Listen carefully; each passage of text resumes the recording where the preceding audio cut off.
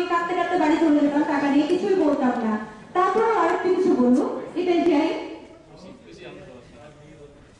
আমি চাই যে এখানে সবসময় আপডেট নিউজ, সবসময় যেন আপডেট নিউজ পাই, বাংলা নিউজ থেকে।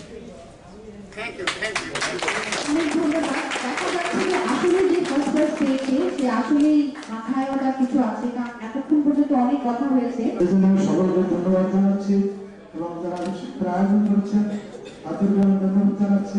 বিশ্ববিদ্যালয় আমাদের আজকে চলে আসছে যে এই ছোট ছোট বাচ্চারা যেভাবে উপস্থাপন করছে বা খেলনা নিয়ে দৌড়াদৌড়ি করছে, এটা আমার কাছে যথেষ্ট ভালো লেগেছে। তাদের ভবিষ্যৎ উজ্জ্বল কামনা করছি এবং যারা আয়োজন করছেন উদ্যোক্তা, আমি আশা করব ধরে রাখবেন। এই আমার আশা রেখে আমি আমার বক্তব্য এখানে শেষ করছি। আসসালামু আলাইকুম।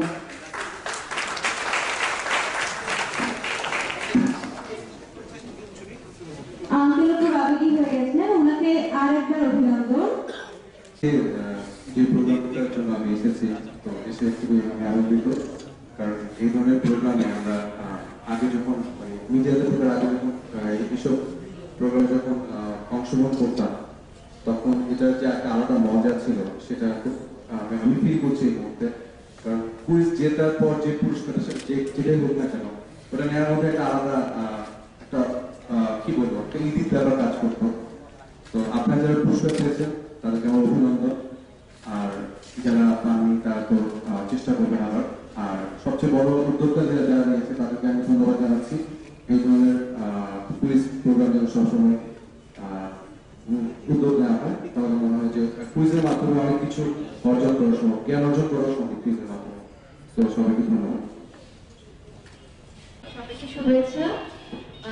কুইজ নিয়ে আসলে কথা বলতে গেলে আমার একদমই কোনো অভিজ্ঞতা নেই। আমি এর আগে কখনো কোনো কুইজ অনুষ্ঠানে অ্যাটেন্ড করিনি, নিজেও কখনো অ্যাটেন্ড করিনি, আমার আশাও হয়নি লাইক অ্যাজ এ সেলিব্রিটি হিসেবে। তো আমি জাস্ট সবাইকে কংগ্রেস করবো যে যারা উইনার হয়েছে, সবাইকে অনেক অনেক শুভেচ্ছা। আর আরেকটা জিনিস আপনাদের সবাইকে জানিয়ে দিতে চাচ্ছি, আপনি অ্যানাউন্স করাবেন। সম্মান আপনারা কি আছেন তার পক্ষ থেকে কেউ? সবারই খুব প্রয়োজন, প্রয়োজনটা খুব অপ্রয়োজনীয় বেশিরভাগ, কিন্তু আর আমি এই ছবি তোলার ফাঁকে ফাঁকে বলতে চাচ্ছি, আমাদের এই অনুষ্ঠানটি আমরা নিজেদের মধ্যে চেষ্টা করছি সামান্য আয়োজনের মধ্যে করতে। কোনো রকম ভুল হলে একটু আমাদের ক্ষমা করে দেওয়ার চেষ্টা করবেন।